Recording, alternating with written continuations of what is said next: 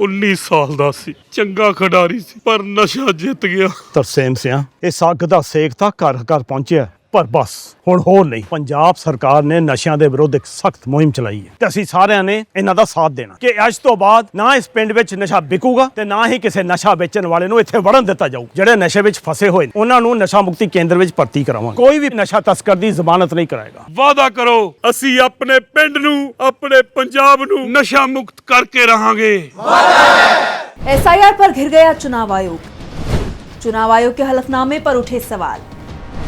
ADR का दावा, SIR में हुई धांधली। 65 लाख वोट काटे जाने की तैयारी। बिहार की मतदाता सूची का विशेष गहन पुनरीक्षण यानी एसआईआर का काम चल रहा है। चुनाव आयोग की तरफ से दावा किया जा रहा है कि इसका पहला चरण पूरा कर लिया गया है, जिसमें 99.8% लोगों को कवर किया गया। करीब 65 लाख वोटरों का नाम कटना तय माना जा रहा है। जो गणना प्रपत्र जमा किए गए हैं उसमें से भी कुछ और नाम काटे जा सकते हैं। ऐसे में ये संख्या 80 लाख से भी ज्यादा हो सकती है।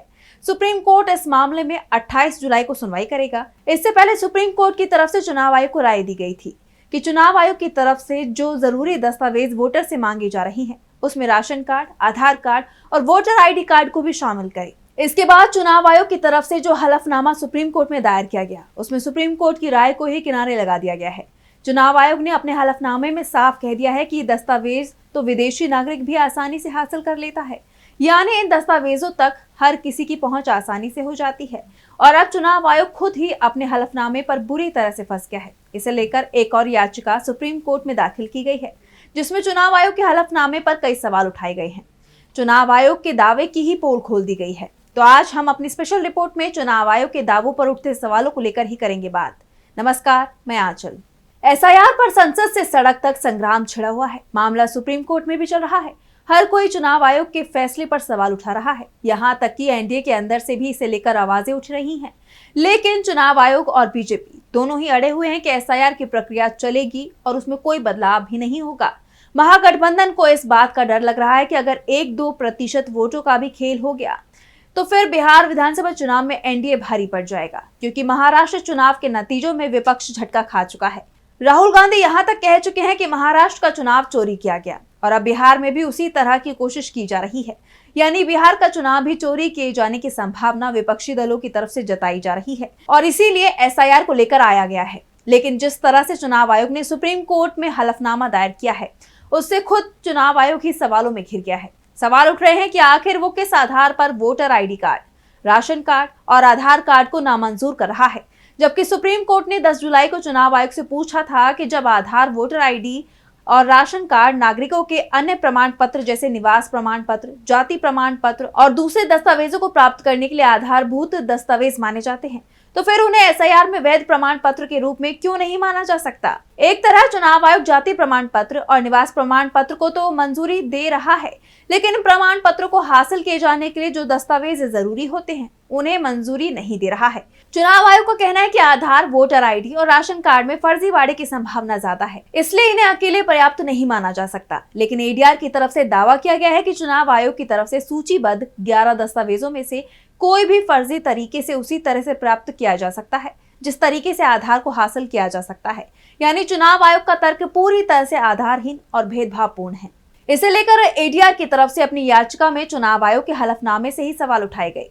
एडीआर की तरफ से कहा गया कि चुनाव आयोग खुद कह चुका है कि 2011 से 2025 के बीच में 13.89 करोड़ निवास प्रमाण पत्र और 8.72 करोड़ जाति प्रमाण पत्र जारी किए गए, जबकि बिहार की कुल आबादी लगभग 13 करोड़ के आसपास है। अगर इतने असंख्य निवास प्रमाण पत्र एसआईआर 2025 में वैध माने जा सकते हैं, तो राशन कार्ड को केवल फर्जीवाड़े की आशंका के आधार पर खारिज करना तर्कसंगत नहीं हो सकता।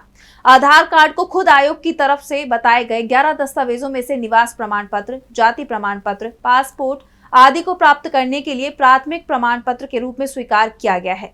ऐसे में अगर आधार के जरिए ही ये दस्तावेज बन रहे हैं, तो फिर आधार को ही खारिज करना हास्यास्पद और असंगत है। जिन लोगों के नाम ड्राफ्ट वोटर लिस्ट में नहीं मिलेंगे, उनके पास ना तो अपील दायर करने, ना ही अपनी नागरिकता साबित करने और फिर से नाम जुड़वाने के लिए पर्याप्त समय नहीं होगा, क्योंकि बिहार में नवंबर में विधानसभा चुनाव होना है। अक्टूबर में चुनाव प्रक्रिया शुरू कर दी जाएगी, जिसके बाद सुप्रीम कोर्ट भी इसमें हस्तक्षेप नहीं करेगा। चुनाव आयोग के हलफनामे पर सबसे बड़ा सवाल तो यही उठ रहा है कि आयोग दावा कर रहा है कि एसआईआर को लेकर सभी सियासी दल उसके साथ हैं, जबकि बीजेपी और उसके कुछ सहयोगी दलों को छोड़ दिया जाए तो कोई भी दल एसआईआर का समर्थन नहीं कर रहा है। एसआईआर जैसे नए अभ्यास की मांग किसी भी सियासी दल ने नहीं की थी। विपक्षी दलों की चिंताएं फर्जी मतदाताओं को जोड़ने और वास्तविक वोटरों के नाम हटाए जाने को लेकर थी। जिस तरह से महाराष्ट्र और हरियाणा, जहां पहले से ही एनडीए की सरकार थी, उन राज्यों में ये सब हुआ था। विपक्ष नहीं चाहता था कि वो सब बिहार में भी देखने को मिले। विपक्ष ने इस बात की डिमांड नहीं की थी कि किसी नए सिरे से नागरिकता की जांच हो। एडीआर ने सुप्रीम कोर्ट में जोर देकर कहा कि चुनाव आयोग न सिर्फ मूलभूत दस्तावेजों को खारिज कर रहा है, बल्कि इस पूरी कवायद की जरूरत और औचित्य को भी साबित नहीं कर सका है। चुनाव आयोग की कवायद कहीं वोटर डिलीशन यानी मतदाता हटाने का जरिया न बन जाए, इस पर कोर्ट को सतर्क रहना चाहिए। एसआईआर के तहत मतदाता सूची की सफाई के नाम पर चुनाव आयोग की नीयत और तर्क शक्ति दोनों ही सुप्रीम कोर्ट में कटघरे में आ गई हैं। एडीआर ने आधार, राशन कार्ड और वोटर आईडी जैसे दस्तावेजों को खारिज किए जाने को तर्कहीन बताते हुए आयोग का कच्चा चिट्ठा खोल कर रख दिया है। अब अदालत के फैसले पर सबकी निगाहें टिकी हैं, जो इस पूरे विवाद का भविष्य तय करेगा।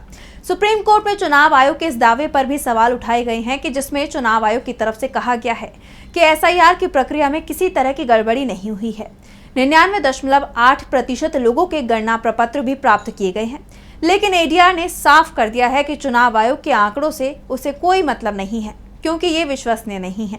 चुनाव आयोग की तरफ से जो लक्ष्य निर्धारित किया गया था, सिर्फ उसे हासिल करने की कोशिश की गई है, जो व्यवहारिक था ही नहीं। और इसके लिए मतदाताओं की जानकारी या सहमति के बिना बीएलओ की तरफ से बड़े पैमाने पर गणना फॉर्म अपलोड किए गए हैं। कई मतदाताओं ने बताया कि उनके फॉर्म ऑनलाइन जमा कर दिए गए हैं, जबकि उन्होंने कभी किसी बीएलओ से मुलाकात नहीं की और न ही किसी दस्तावेज पर दस्तखत किए। यहाँ तक कि जो लोग अब जीवित भी नहीं है, उनके फॉर्म भी जमा किए गए हैं। विपक्ष की तरफ से ये दावे किए जा रहे हैं कि बीएलओ ने सिर्फ टारगेट पूरा करने के लिए खुद ही फॉर्म जमा करा दिए। चुनाव आयोग की तरफ से भले ही इन सब आरोपों से इनकार किया जा रहा है और ये कहा जा रहा है कि मतदाता सूची में किसी का नाम शामिल करना या हटाने का अधिकार इलेक्टोरल रजिस्ट्रेशन अफसर यानी ईआरओ का है, लेकिन यहाँ सवाल ये भी उठ रहा है कि एक ईआरओ को 3 लाख से अधिक लोगों के नामांकन फॉर्मों को संभालने का काम सौंपा गया है, जिससे उनके लिए सावधानी पूर्वक या सही रूप से ये प्रक्रिया करना असंभव है।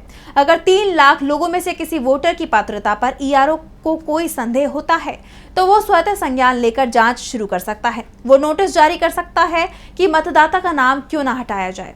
लेकिन ये सवाल उठ रहे हैं कि क्या एक ईआरओ 1 महीने में 3 लाख लोगों के नाम वेरीफाई कर सकता है, उनकी जांच कर सकता है? साफ है, चुनाव आयोग का हर तर्क हकीकत से दूर दिखाई दे रहा है। फिलहाल अब सभी की नजरें सुप्रीम कोर्ट पर टिकी हुई हैं, क्योंकि जिस तरह से चुनाव आयोग के हलफनामों की गलतियों की पोल एडीआर की तरफ से अपनी याचिका में खोली गई है, उसके बाद ये साफ है कि एसआईआर को लेकर जो प्रक्रिया बिहार में चल रही है और जिसे लेकर चुनाव आयोग की तरफ से दावे हो रहे हैं कि पूरे देश में ये प्रक्रिया अपनाई जाएगी, तो पूरी प्रक्रिया सवालों में घिर चुकी है। अब सुप्रीम कोर्ट क्या फैसला देगा, उस पर हमारी नजरें बनी रहेंगी।